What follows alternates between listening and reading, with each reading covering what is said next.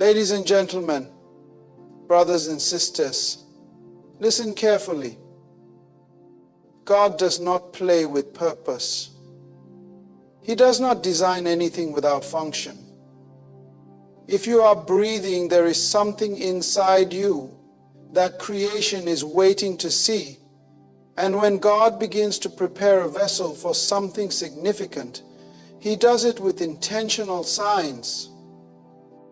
Today I want to share with you 7 signs, not from emotion, not from guesswork, but from the principles of the kingdom that reveal when God is preparing you for something big.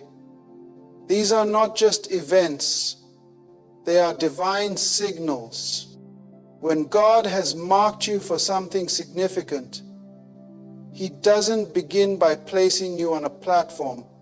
He begins by pulling you into a place of separation. Isolation is often misunderstood. It feels like abandonment. It feels like you're being overlooked, rejected, or forgotten. But in the kingdom of God, isolation is not a sign of rejection. It is a sign of divine selection.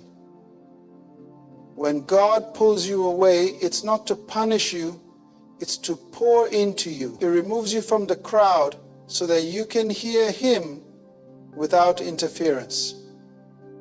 Throughout Scripture, every man or woman God used powerfully went through a season of isolation.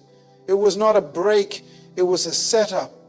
Before David ever sat on a throne, he was isolated in the field.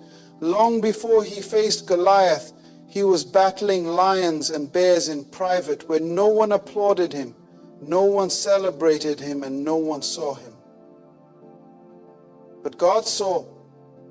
God was watching how he handled solitude, because public elevation requires private preparation. Isolation became the environment where David learned to worship, where he learned warfare, and where he developed the heart of a king. Look at Moses. He was raised in Pharaoh's palace with the best education Egypt could offer. He had power, privilege, and position, but all of that meant nothing to God. Before Moses could lead Israel out of Egypt, God had to lead Moses out of Egypt, out of its influence, its mindset, and its systems. So where did God take him? Into the wilderness for 40 years. That was no accident. That was a divine appointment. God was detoxing Moses from a culture that had shaped him, but could not sustain his calling. The isolation wasn't a delay. It was design. It wasn't to break Moses, it was to build him into a deliverer. And then there is Joseph. Chosen by God through prophetic dreams, favored by his father, but thrown into a pit by his own brothers. From the pit to Potiphar's house, from false accusation to prison, every stage seemed like a downward spiral.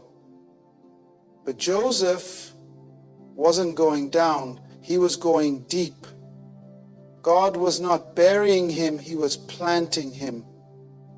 Because something planted has the potential to grow beyond its current condition. Every place Joseph entered was a place of isolation.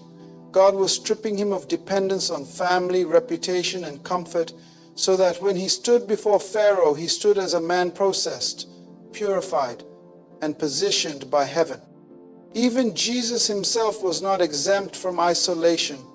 Before he performed his first miracle, before he preached his first sermon, the Spirit led him into the wilderness, not the devil, not a mistake, the Spirit. Why? Because public ministry without private intimacy leads to burnout, ego, and error. The wilderness was not a punishment.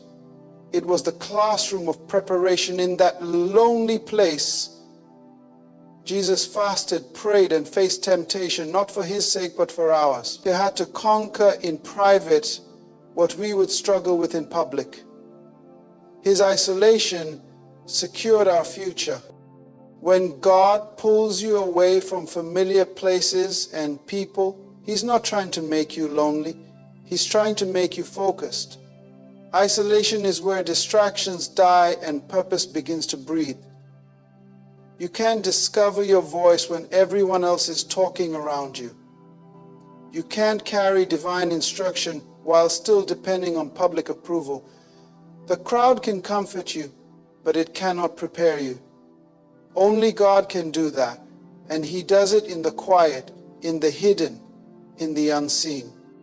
That's why your phone stops ringing. That's why certain relationships start fading. That's why doors you didn't expect to close suddenly slam shut. God is silencing the noise because He's speaking something you need to hear. When He isolates you, He's not wasting your time. He's reclaiming your attention. You've been running on opinions, fueled by affirmation, driven by applause. But now, God says, come away.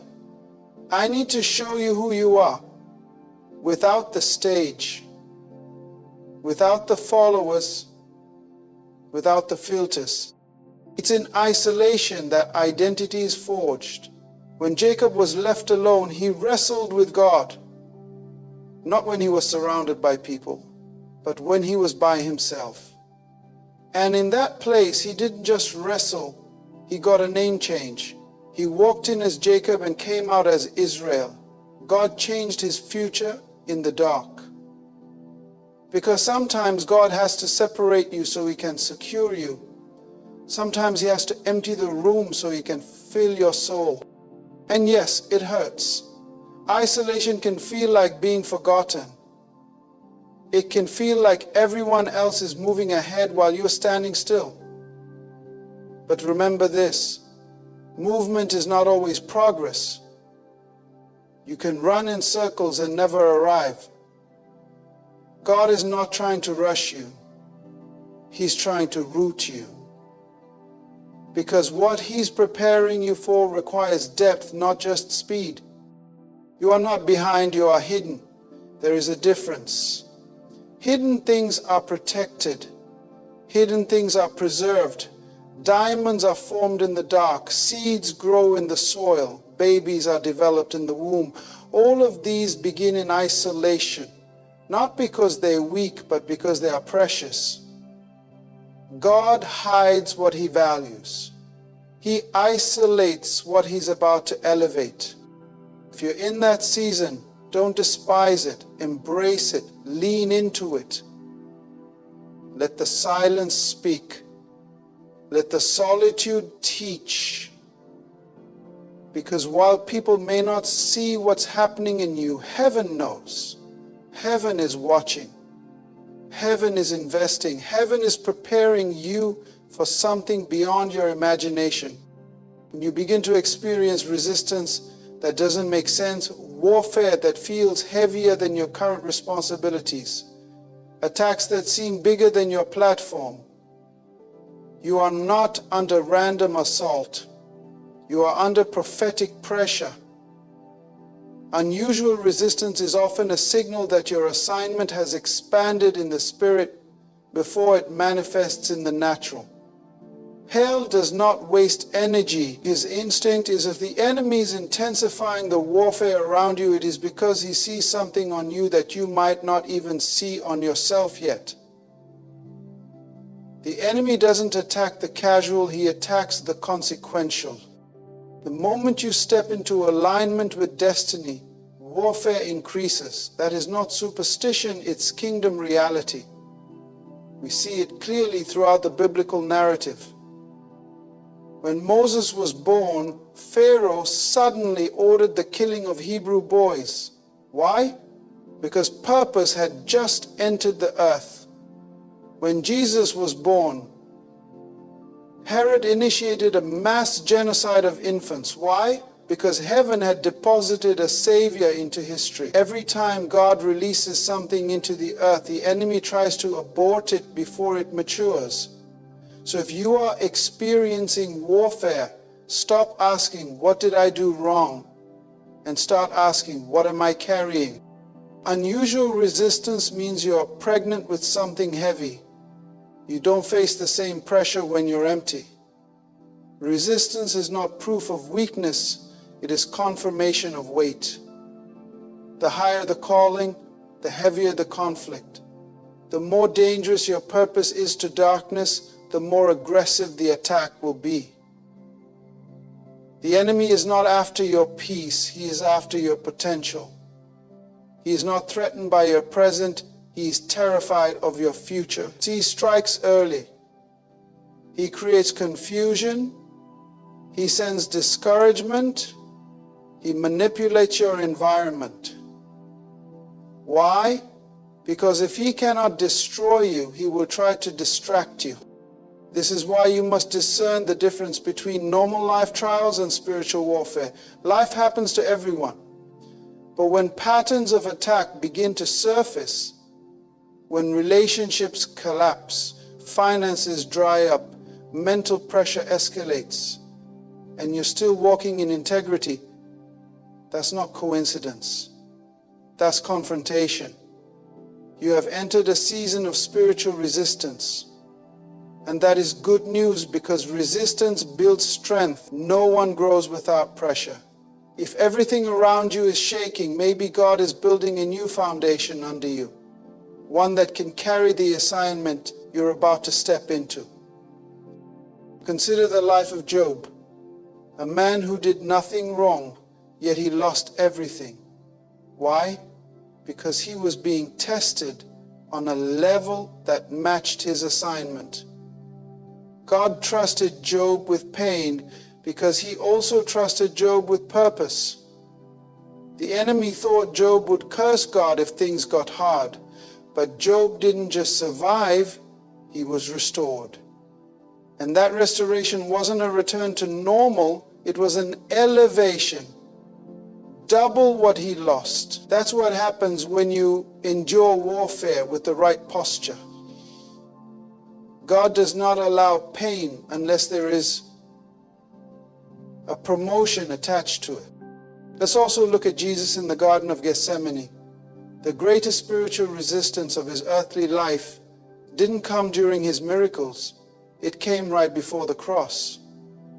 He was not being mocked or beaten yet, but in the spirit, the pressure was unbearable.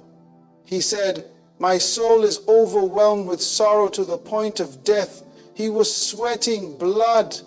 Why?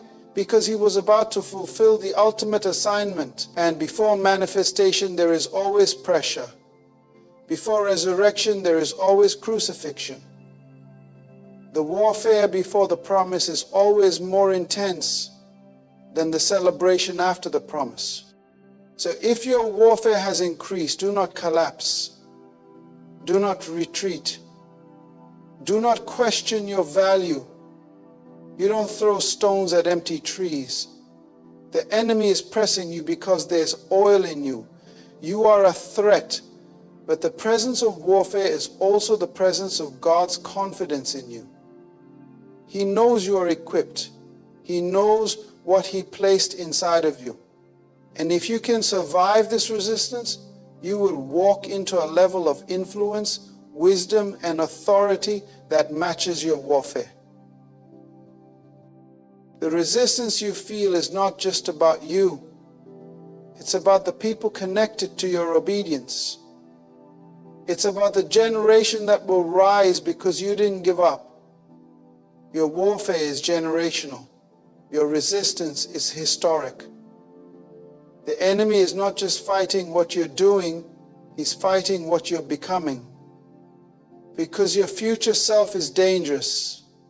Your healed self is powerful. Your anointed self is unstoppable. Understand this. Warfare doesn't mean you're defeated. It means you're on the front lines. It means you're progressing. The enemy fights what moves.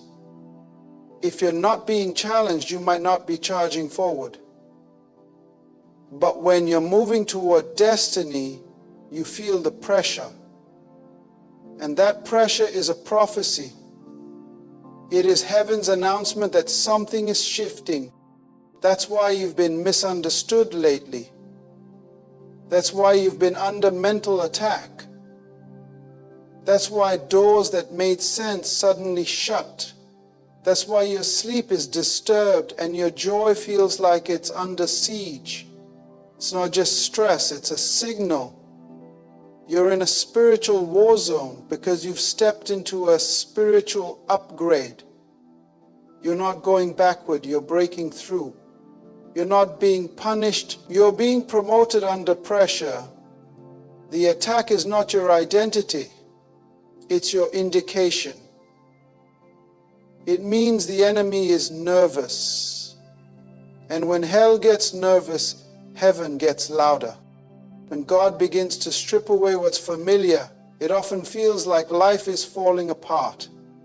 The people you depended on distance themselves. The systems you trusted fail. The routines that gave you comfort are suddenly interrupted. Everything that used to make you feel stable begins to shift. But this is not chaos, it's construction. God is not trying to destroy your life. He's removing your crutches, because as long as you lean on what's comfortable, you will never step into what's possible. Familiarity is one of the greatest enemies of faith. It's not always sin that keeps us stuck. It's safety. You can be so familiar with a rhythm, a relationship, a routine, that you no longer depend on God, you depend on predictability. But the life of faith is never predictable. It is disruptive. It calls you out of boats, out of comfort zones, out of Egypt. That's why when God begins to elevate you, the first thing He often does is strip away the things you've come to rely on more than it feels like loss, but it's actually leadership. He's leading you away from the shore because your destiny requires deeper waters. Take Abraham, for example. God's promise to make him a father of nations did not begin with blessing. It began with a call to leave. Leave your country, your people, and your father's household. In other words, leave everything that shaped your identity up to this point. That command was not random, it was necessary. God could not build a new legacy on top of an old mindset.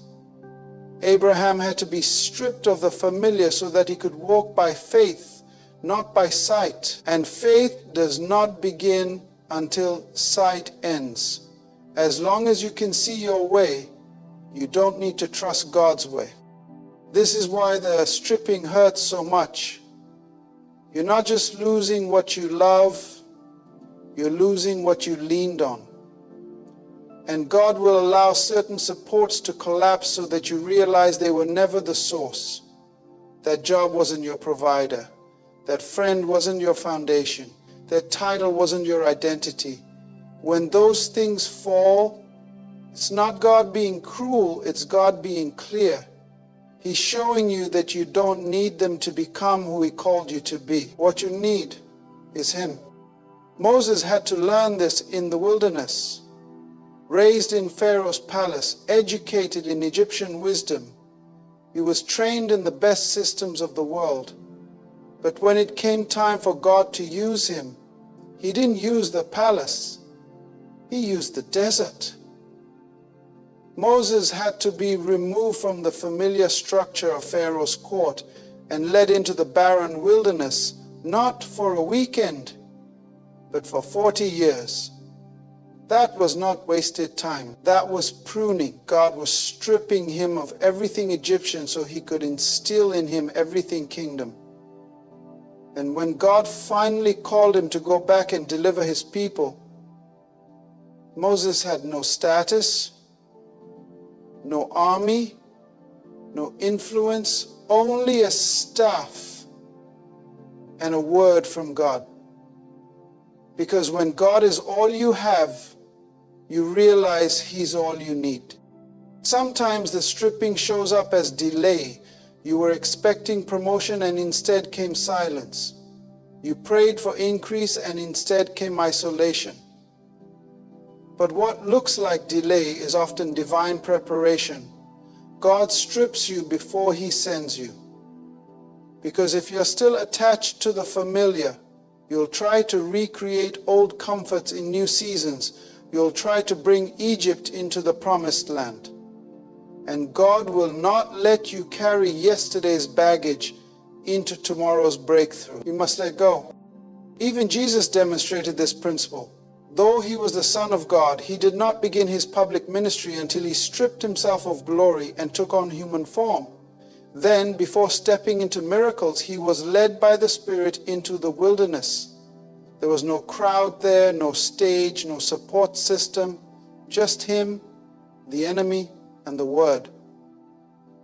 It was there, in that stripped-down state, that Jesus defeated temptation and emerged ready to walk in authority. You don't need all the things you think you need. You just need what God gives you in the wilderness. This is why some of your relationships are shifting. Why doors you expected to open have stayed shut. Why people who once celebrated you are now silent. It's not sabotage, it's strategy. God is weaning you off dependence.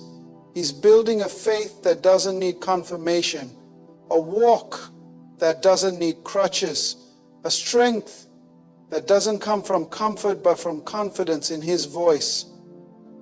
Because where you're going, you can't rely on yesterday's support. You must learn to walk by faith. And make no mistake, faith is not always loud.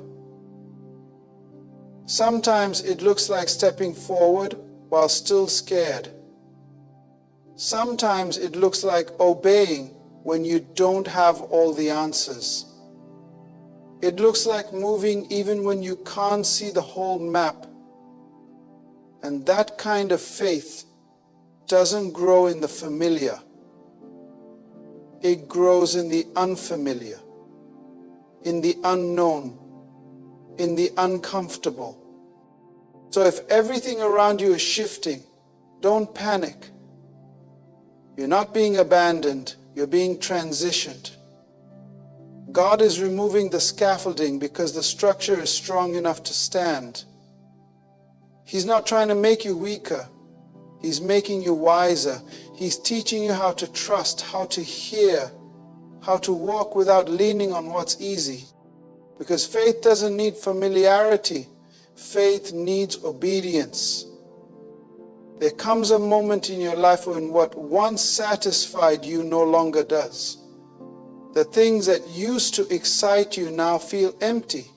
The routines that brought you comfort now feel confining.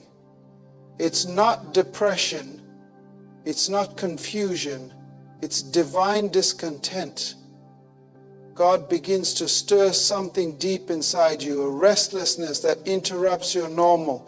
That unease, that holy frustration is not the enemy.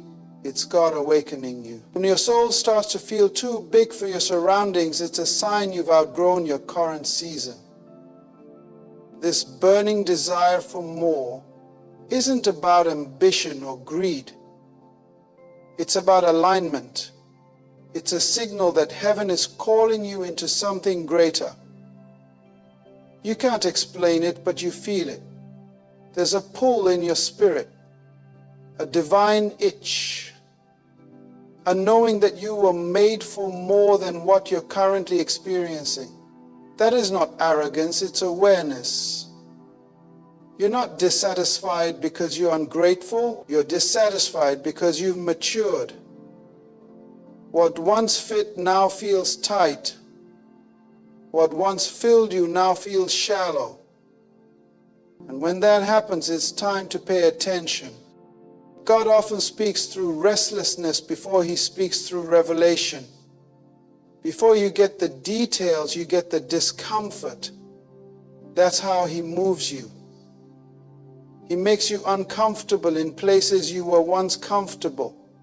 That job, that relationship, that environment, it's not bad, it's just no longer your assignment.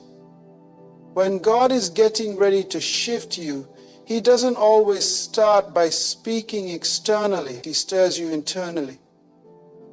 The hunger increases, the peace lifts, the passion returns. And it doesn't make sense to those around you because on the outside, Everything looks fine, but on the inside, you know there's more. Look at Elisha. He was plowing in a field, doing ordinary work, when Elijah walked by and threw his cloak on him. Nothing magical happened outwardly, but something divine happened inwardly. That moment unlocked a hunger in Elijah that made him burn his plow and leave his past behind. He didn't even ask for the full plan. He just knew something had shifted. That's what happens when God marks you for more. He interrupts your rhythm. He places a divine dissatisfaction in your spirit that makes you uncomfortable with comfort. Or think about Peter, fishing all night, catching nothing. He wasn't lazy. He was faithful. But faithfulness in the wrong place leads to frustration. Then Jesus steps into his boat and redirects him. Cast your net on the other side. Same boat, same sea, but different instruction. The difference wasn't in the environment, it was in the obedience. And after the miracle, Peter doesn't even care about the fish. He leaves everything and follows Jesus. Because once you taste divine purpose, you can't go back to empty routine. Once your spirit is awakened to calling, comfort will never satisfy you again. Even Abraham felt this. He had land, livestock, wealth. He wasn't in crisis, he was in success. But success without purpose still leaves you empty. God called him out from everything familiar, not because what he had was bad, but because what was coming was better. When you feel that burning for more, you're being invited into the unknown. And that's the place where faith thrives. God is not just calling you to do more, he's calling you to become more. That hunger you feel is heaven's invitation. Don't ignore it, don't medicate it, don't suppress it. That's the problem. We often try to numb what God is trying to ignite. We stay busy. We entertain ourselves. We cling to old roles. But the longer you fight the shift, the more frustrated you become. Because the restlessness doesn't go away, it intensifies. Why? Because your destiny is too heavy to settle for what's easy. The weight of your calling will not allow you to get comfortable in a season that's expired. You may not know the next step yet. That's okay. The fire doesn't come with full instructions. It comes to wake you up, to shake you, to prepare you. It's the fire that pushes you to pray again, dream again, seek again. It's the fire that won't let you stay silent when you're called to speak. It's the fire that makes you leave the boat while others stay seated. It's not logic, it's leading. Not impulse, it's instruction. Jeremiah said it best. It's like fire shut up in my bones. He tried to stay quiet. He tried to play it safe, but the word of the Lord was too strong inside him. That's what this restlessness is. A divine alarm, a spiritual stirring, not to destroy you, but to direct you. God is saying, you've stayed here long enough. It's time to move. It's time to shift. It's time to walk into what I've been preparing you for.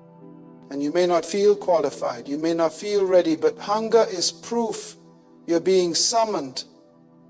Hunger is the confirmation that fire is not in everyone. Not everyone feels it. Not everyone will understand it. But you do. And that means you've been chosen to carry more, to lead more, to become more. When everything in your life begins to be cut back, opportunities dry up, connections fade, influence seems to shrink, it's easy to assume you're being punished. But what feels like rejection is often divine pruning. And pruning is not proof of God's absence, it's proof of His investment. God only prunes what He plans to promote. If He's cutting something away, it means there's fruit in you worth protecting. Heaven does not prune the dead, it prunes the living. This is where spiritual maturity begins to separate the called from the casual. Immaturity interprets every loss as failure.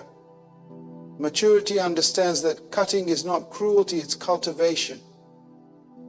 Jesus said, every branch that bears fruit, He prunes so that it will bear more fruit. Did you catch that? Not the fruitless, He prunes the fruitful. In other words, God starts trimming not when you're unproductive, but when you're producing. So if you're being cut back, it's not because you're unworthy, it's because you're ready. God will remove what's unnecessary so that what's essential can grow. The pruning doesn't just happen to your outer world, it happens in your inner world. He trims your mindset. He cuts back pride. He snips off old habits, limiting beliefs and wrong associations. Not because He's angry, but because He's aligning you with your next level. The more you carry, the more He cuts. Because too much weight in the wrong area can break your structure. And God won't let your gifting take you somewhere your character can't sustain. Sometimes we mistake pruning for abandonment. You start asking, God, why are they leaving me? Why did that door close? Why did that opportunity vanish just when I thought I was about to step into more? But what you call loss, God calls lightening. He's reducing your load so you can run. Some branches that once helped you are now hindering you. And the only reason it hurts is because you grew attached to what was temporary. But if you hold on to every branch, you won't have room for new fruit. God doesn't cut what's meant to stay. He cuts what can't go with you into your next season. Look at Joseph. He was thrown into a pit by his own brothers, sold into slavery, falsely accused, imprisoned, and yet none of those cuts were punishment. They were pruning. God was trimming him for a throne. Each cut was a step toward capacity. If Joseph had stayed favored in his father's house, he would have never developed the leadership necessary for Pharaoh's palace. The pit felt like punishment, but it was preparation. The prison felt like rejection, but it was redirection. And when the time came, Joseph didn't just save himself, he saved a nation. That's the power of pruning. Even Jesus was pruned. He didn't avoid pain. He embraced it. In the Garden of Gethsemane, he said, "Not my will, but yours be done." That surrender was a cut.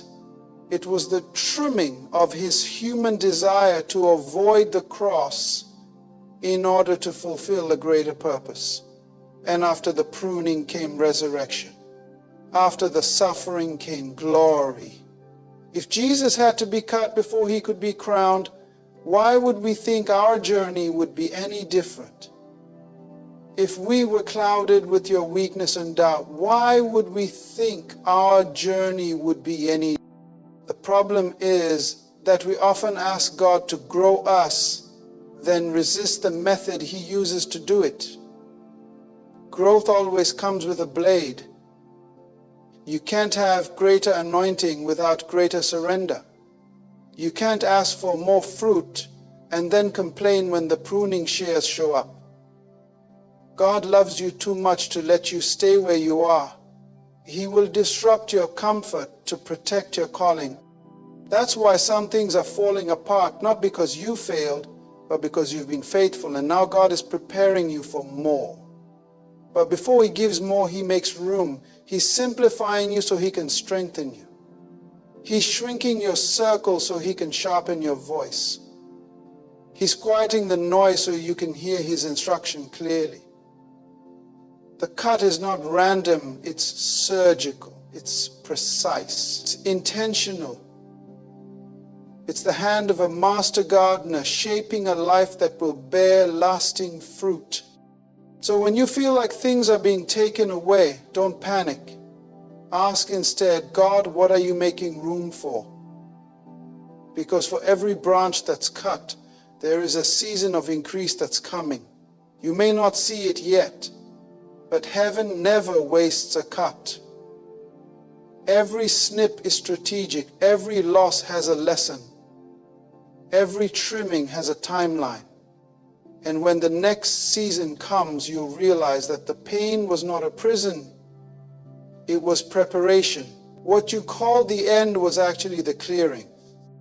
Pruning hurts because it's personal. God doesn't prune crowds, He prunes individuals.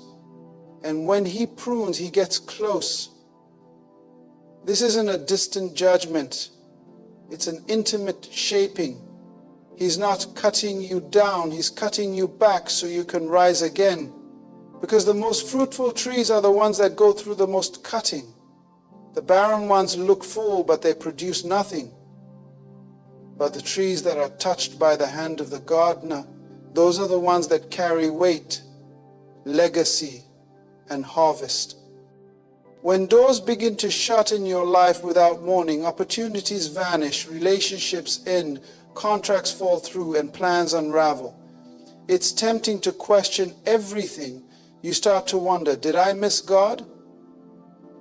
Did I mess up? Am I being punished? But what if those closed doors aren't rejection but redirection? What if they're not obstacles but orchestration? When God is preparing you for something big, He will often start by shutting the doors you were never meant to walk through.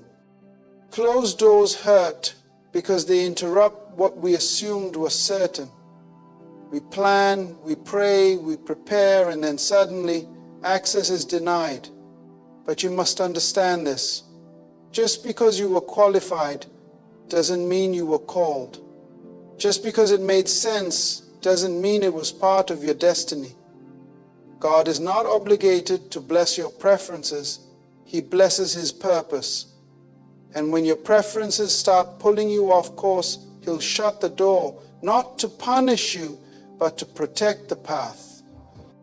The problem is we often fall in love with the wrong doors. We mistake temporary platforms for permanent places. We grow comfortable in positions that God only intended to be passing seasons. And when those doors close, our first instinct is to mourn. But faith must be mature enough to release what God has removed.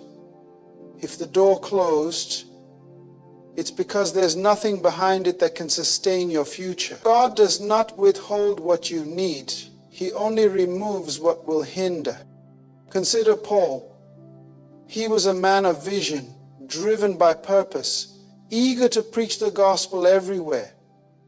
And yet in Acts 16, the Spirit of God forbade him from preaching in Asia. Then again, the door to Bithynia was shut. It wasn't until both doors were locked that Paul received the vision of the man from Macedonia. The shutdowns led to the setup.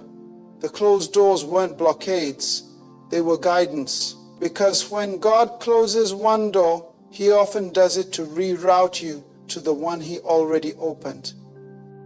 Closed doors are God's version of GPS recalibration. You may have had a clear route in mind, but when He sees what you cannot, He intervenes.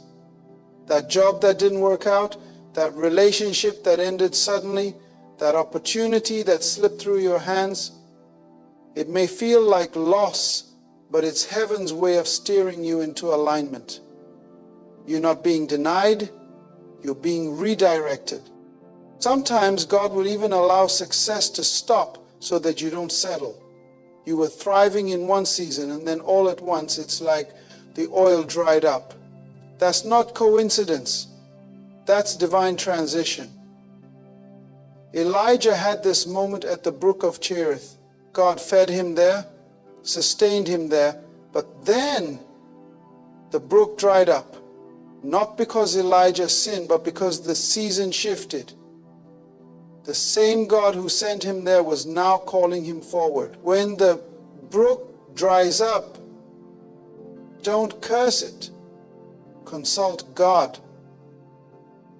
Because the drying brook is a signal, not a punishment. You must be willing to walk away from doors that no longer open.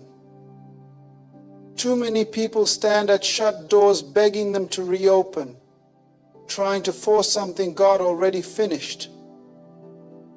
But when God closes a door, it's sealed for your safety. If you could see what was behind that door, if you could see the delay, the distraction, the derailment, you'd thank God for not letting you through. What you call frustration now, you'll call favor later. Hindsight will show you that the no was actually mercy in disguise. And here's what's powerful. Closed doors don't stop God's plan. They activate it. He doesn't need open doors to fulfill His will. He creates doors where there were none. He parts seas. He sends ravens. He opens prison gates without keys. So don't limit your future to human access points. If man shut the door, God can still make a way. And if God shut the door, no man can reopen it. His authority is final. This is why discernment is critical. You must learn to distinguish between a door closed by the enemy and one closed by the hand of God. One is an attack, but the other is alignment. One is meant to stop you, the other is meant to save you. And here's how you'll know the difference. A door closed by the enemy leaves you in confusion and fear. A door closed by God leads you into clarity and peace, even if it hurts at first. God's closed doors often come with a stillness in your spirit that says, this doesn't make sense, but it feels right. So instead of banging on shut doors, ask God, where are you leading me now? Because while you're weeping over what didn't work, heaven is preparing what's next. Don't let disappointment blind you to direction. Don't allow temporary denial to make you forget permanent destiny. The closed door is not the end of your story. It's the turning of the page. And when the new door opens, you'll see why the old one had to shut. You'll understand that every rejection was a redirection. Every delay was protection. Every locked door was grace in disguise. What seemed like a setback was actually a setup.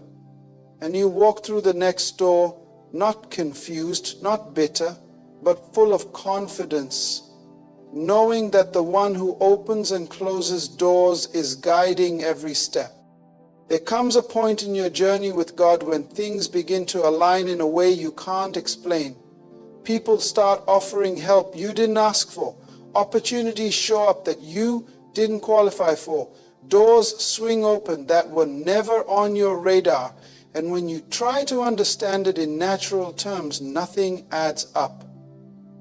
That's not coincidence. That's not luck. That's favor. And when favor starts to flow, it's a sure sign that heaven has marked you for something significant. Favor is not the result of manipulation or striving. It's not the outcome of networking or strategy. Favor is the fingerprint of God on your life. It means that God is accelerating what you could never accomplish on your own. You couldn't plan it. You couldn't manufacture it. It's not something you earned. It's something you received. And when favor begins to show up, it's often preceded by seasons of delay, rejection, and resistance. That's how God works. He lets the pressure build, the odds stack up, the critics circle. So when favor hits your life, there's no confusion about who did it. You see, man can recognize gifting, but only God releases favor. People can support you, but only heaven can spotlight you.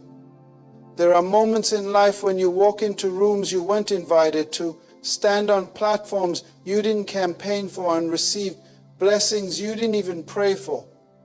That's how favor moves. It bypasses protocol. It overrides systems. It breaks through hierarchies. Because when heaven opens, no man, no demon, no gatekeeper can stop what's coming. Favor doesn't ask for permission. It announces divine appointment. Look at Esther. She was a nobody, a foreigner, an orphan, chosen by God for a royal assignment. And when her moment came, she didn't win the king's heart because of charm. She was clothed in favor.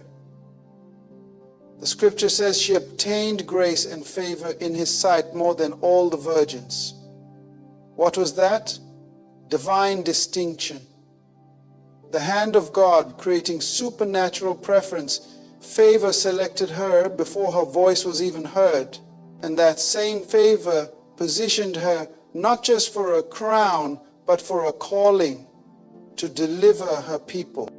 Joseph experienced this as well. From pit to palace, his journey was marked by favor.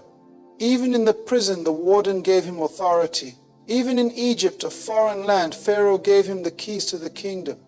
How? Because God's favor doesn't need familiarity to function. Favor speaks a language that transcends race, rank, and rules. When God says it's your time, he doesn't check the environment, he shifts the environment. But here's the catch, favor will confuse people because it doesn't make sense.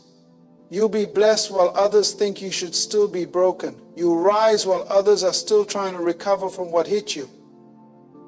And they'll say, how did you get here? But you'll know the truth. It wasn't your resume, it wasn't your connections, it wasn't your charisma. It was the hand of God. Favor will make people wonder, why them? But what they don't see is the price you paid in private before the promotion came in public. Because favor doesn't always show up at the start. Often it comes after the breaking, after the testing, after the isolation. And when it shows up, it doesn't restore you to where you were. It launches you to where you never dreamed. David was tending sheep in the field when favor found him. No crown, no ambition, just obedience. But when heaven declared, anoint him, no brother, no system, no tradition could block what was already decreed. That's what happens when favor breaks out over your life. The things that used to take years begin to happen in moments. The things you used to chase start chasing you. And people will try to figure out your formula. They'll say, show me your steps. But the truth is there is no formula for favor. It's not about your steps. It's about your surrender. Favor flows where there is alignment. And alignment comes from intimacy with God. The more submitted you are, the more favor you carry. Not because you're perfect, but because you're positioned. Favor isn't about being flawless, it's about being faithful. Faithful in obscurity, faithful in silence, faithful when no one's watching. Because when you honor God in private, he will honor you in public. And when favor falls, it will confirm what God whispered to you in secret. It will validate the tears you cried in silence. It will fulfill the word he gave you in the wilderness. So don't be surprised when favor starts to locate you. Don't question it. Don't apologize for it. Walk in it. Steward it. Protect it. Because it's not about your status. It's about your stewardship. Favor is heaven's endorsement for an earthly assignment. It's not just for you. It's for the impact God intends to make through you. So when unexplainable favor begins to show up, know that you're standing on the edge of something big, something eternal, something that eyes have not seen and ears have not heard. Listen to me carefully. God never starts something unless he has already finished it. The reason you're feeling the shaking, the pressure, the stretching, and the divine disruptions is because there is something on the inside of you that is already completed in the mind of God. Your life is not an experiment. It is a manifestation of a predetermined intention. You were born for a purpose. And everything that's been happening in your life, every delay, every closed door, every lonely night, every battle, every loss, every breakthrough is not random. It's preparation. You are not being punished. You are being positioned. You are not being rejected. You are being refined. God is not ignoring you. He is investing in you. And when the time is right, what is already done in heaven will begin to manifest on earth. Because purpose is not something you decide, it is something you discover. You don't choose your calling chooses you. So don't misinterpret the season. Don't allow temporary discomfort to distract you from eternal design. God is too wise to waste your pain and too intentional to leave you wandering. If He's stripping you, it's because He's strengthening you. If He's delaying you, it's because He's developing you. If He's isolating you, it's because He's incubating something in you that must be born in the right time and place. And when that moment comes, when God reveals what He has been working in secret, no man, no system, no force of hell will be able to stop what He has ordained. So rise up, embrace the process, yield to the pruning, trust the closed doors, recognize the favor, because you are not just going through, you are going forward. You are not just enduring, you are evolving. God is preparing you for something big, not to impress people, but to fulfill purpose. You are a solution wrapped in skin, a vision clothed in flesh, a destiny waiting to be deployed. And your time is coming.